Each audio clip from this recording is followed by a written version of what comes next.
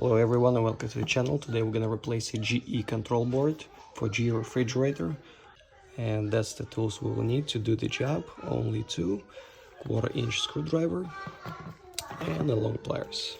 That's all we need. The control board located behind the refrigerator, you'll have to slide it out first. It has two screws, 1 and 2 1/4-inch. This is how the control looks after we remove the panel. So what you want to do first, you want to remove all the plugs. They're all individual and they will go only to the same spot where you put it before.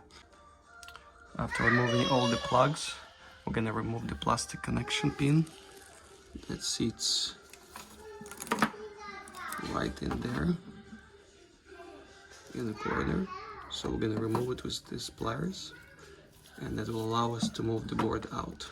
And this is how the board looks when it's removed. So now we can open the new board and install it back to the same spot. In order to put a new board in, we'll have to slide it on the side. We'll just have to slide it right here. Slide it on the side.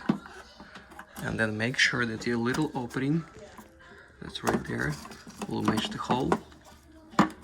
Right there. The pin goes in, snaps in, and the board is in the spot. Now we're gonna reconnect all the plugs to the exactly same spot.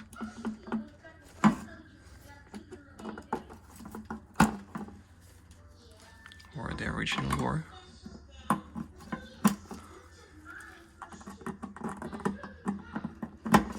One more step, we will need to take the ground wiring from the old control board.